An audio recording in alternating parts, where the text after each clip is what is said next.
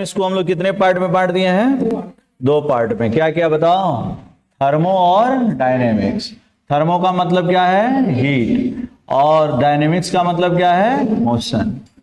ठीक है, तो पहले क्या बताया कि इंजीनियर लोगों को ये पढ़ाया जाता था। क्यों पढ़ाया जाता था? पहले स्टीम इंजन वगैरह होता था, है ना, उसको जलाया जाता था, कोयले को जला करके, और क्या किया जाता था? बोलो। हाँ, कोयला को जलाया नहीं जाएगा। हाँ, कोयला को जला देने के बाद पानी भाप बनता था, भाप को टरबाइन में घुमाकर इलेक्ट्रिसिटी पैदा करो, और उसके बाद जो होना है वो होता था। तो अब, लेकिन अब इसका लेवल ब्रॉड हो गया है। इसका लेवल क्या हो गया? ब्रॉड हो गया, काफी ब्रॉड हो गया। तो अब क्या है, देख ही रहे हो एनर्जी का कितना फॉर्म हम लोग जानते हैं, है ना। लाइट है कि नहीं है? न्यूक्लियर एनर्जी, अच्छा चलो, न्यूक्लियर एनर्जी भी है, बहुत सारा फॉर्म है ना। हीट है, वर्क है, ठीक है, तो बहुत सारा काम है। तो अब क्या है कि इसका लेवल ब्रॉड हो गया। अब तो 11th का बच्चा भी पढ़ रहा है, 12th वालों को भी पढ़ाया जा रहा है। बैटरी में जितना रिएक्शन हो रहा है सब वहीं हो रहा है, थर्मोडायनेमिक्स का ही पार्ट है।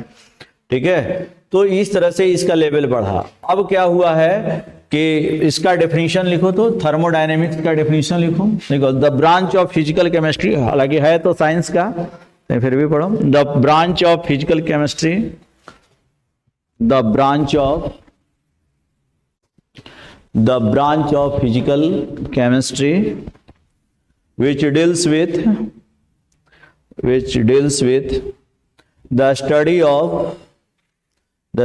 of different form of energy, the study of different form of energy, work, heat,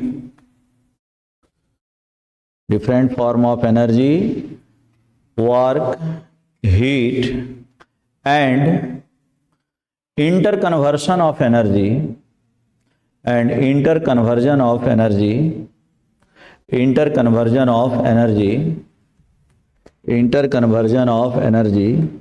is called as thermodynamics, is called as thermodynamics। तो इसको हम लोग क्या बोल रहे हैं? थर्मोडायनेमिक्स। अगला पॉइंट लिखो, इसी में लिखो, आगे कंटिन्यू कर लो। थर्मोडायनेमिक्स ऑल्सो प्रेडिक्ट, इसी में लिखो, इसी में, thermodynamics also predict,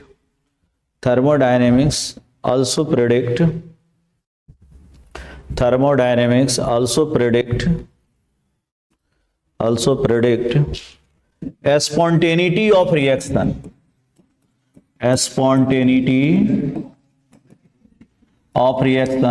or feasibility of reaction, है ना, spontaneity of reaction or feasibility of reaction under given condition of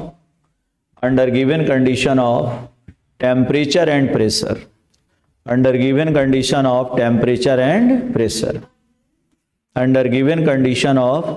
temperature and pressure, अब समझो, 2 रिएक्टेंट तुमको दे दिया गया, तो जरूरी थोड़े है कि रिएक्शन कर लेगा। अब जैसे कार्बन को हम लोग जला सकते हैं, कंबशन, अब कोयला जलता है, ग्रेफाइट जलता है ना, तो जलेगा। तो क्या हमेशा जल जाएगा?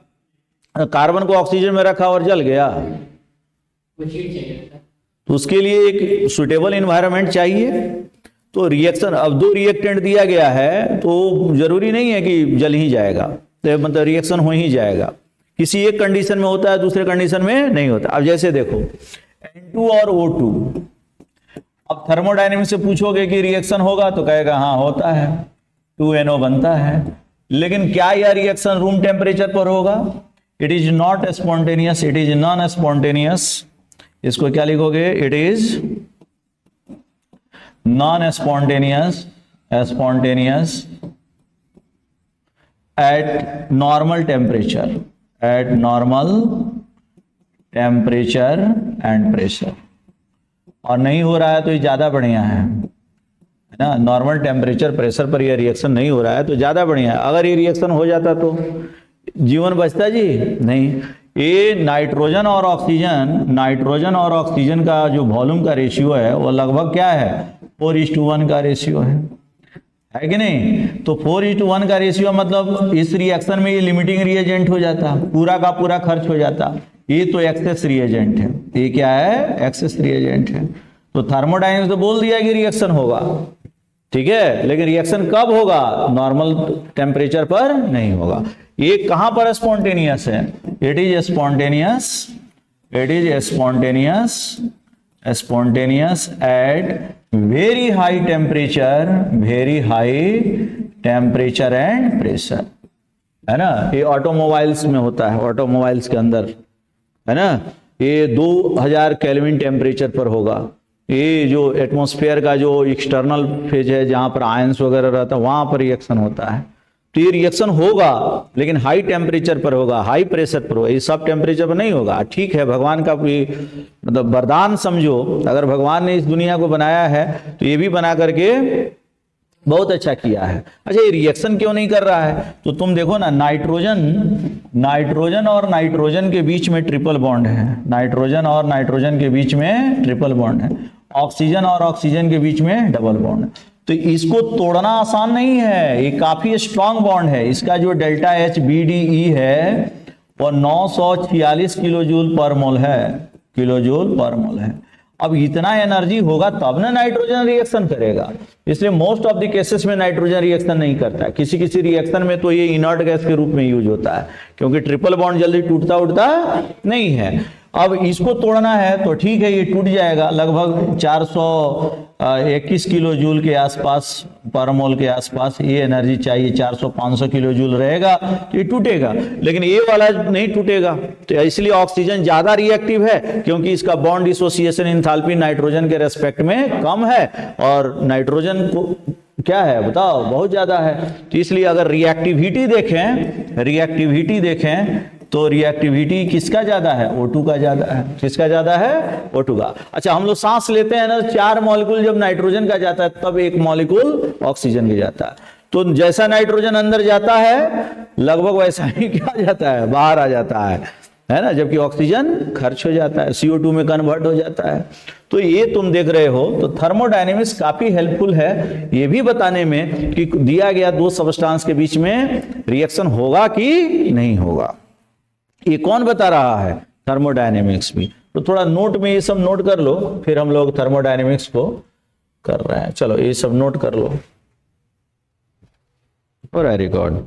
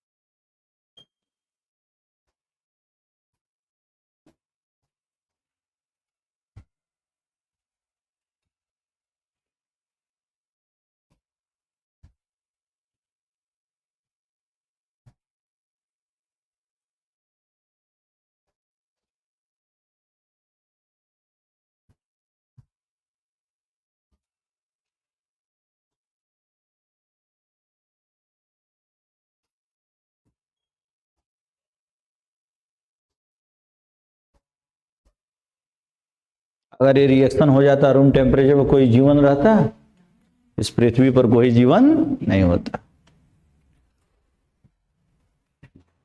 अब जानते हो थर्मोडायनेमिक्स में कभी भी किसी एक मॉलिक्यूल का स्टडी नहीं किया जाता है। जब भी हम लोग स्टडी करेंगे तो बल्क ऑफ एटम्स और बल्क ऑफ मॉलिक्यूल्स का स्टडी। तो लिखो, एक पॉइंट लिखो, इन thermodynamics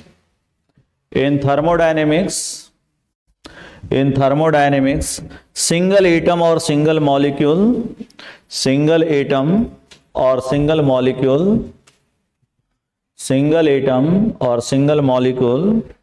is not studied.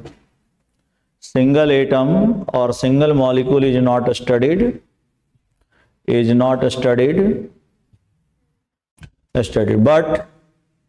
But bulk of atoms or molecules, bulk, B-U-L-K, bulk of atoms or molecule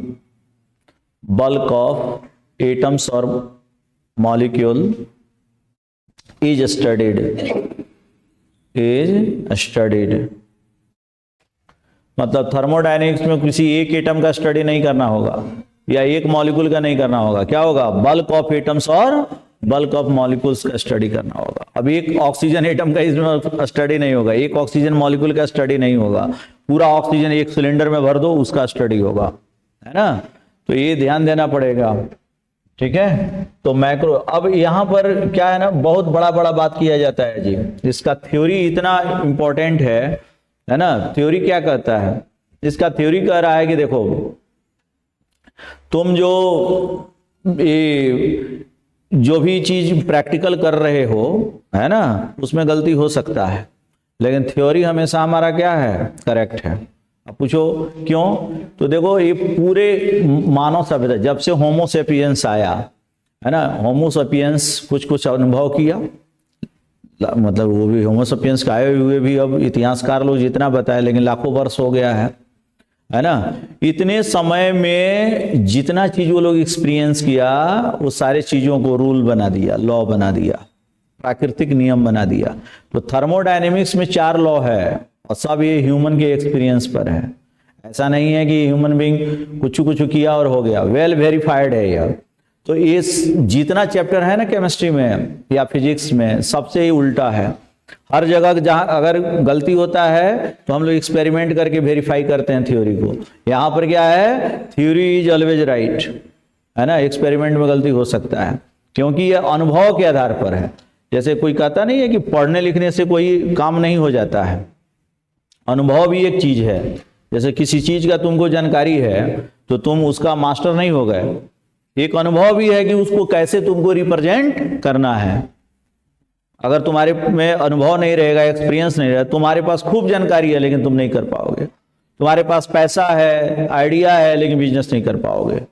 करोगे तो बार बार गलती करोगे ना। गलती से ही लोग सीखता है। सही, कभी सही हो गया, कोई डिसीजन लेगा गलत हो जाएगा, नहीं तो बैठ के दिन भर सोचोगे कि कौन डिसीजन मेरा सही है कौन गलत है, तो कुछ नहीं कर पाओगे, है कि नहीं। तो ह्यूमन ने जो एक्सपीरियंस किया उसको लॉ बना दिया। First law, second law, third law thermodynamics and 0th law. तो 4 ही लॉ हैं, लेकिन 4 लॉ पढ़ते पढ़ते मानव को लाखों बरस लग गया, है ना। तो ये कभी गलती होता नहीं। हाँ, इसमें लिमिटेशन आता है कि कुछ चीजों को एक लॉ एक्सपीरियंस किया और वो जो है एक्सप्लेनेशन दे रहा था, दूसरा लॉ उसको एक्सप्लेनेशन नहीं दे पाएगा, तो फिर अगला लॉ देगा। वो लॉ नहीं करेगा तो कुछ दूसरा लॉ करेगा, ठीक है। तो इस तरह से हम लोग देखते हैं। तो इसमें बहुत बड़ा बात किया जाता है इस चैप्टर में, है ना। मतलब हमेशा यूनिवर्स, सिस्टम, देखो ना, यूनिवर्स को 2 पार्ट में हम लोग बांट सकते हैं।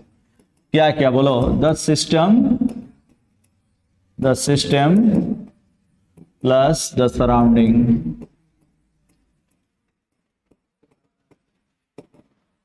क्या हुआ बताओ? सिस्टम और सराउंडिंग, पूरे यूनिवर्स का बात। मतलब इसमें नहीं होता है कि फेंकने वाला नहीं। कोई आदमी बोल रहा है अरे हमारे पास ये है, वो है, फलाना है, ढकाना है, तो तुम कान वैसे करके वो फेंको, हम लपेट रहे हैं, है ना। तो थर्मोडायनेमिक्स पढ़ते समय ना यही होता है, ठीक है। बहुत बड़ा बात किया जाएगा, है ना। तो इसमें क्या आ जाएगा? सबसे पहला चीज क्या है? सिस्टम। अब देखो, मान लो कि तुम एक कप चाय पी रहे हो, ठीक है, इस तरह से इसमें तुमने चाय रखा है, तो ये चाय जो है तुम्हारा क्या हो गया? सिस्टम हो गया। ये जो चाय तुम देख रहे हो यही है सिस्टम। ये क्या हो गया, सिस्टम हो गया, सिस्टम हो गया। कप जो है वो बाउंड्री हो गया, कप क्या हो गया, बाउंड्री हो गया। बाउंड्री भी सराउंडिंग का ही पार्ट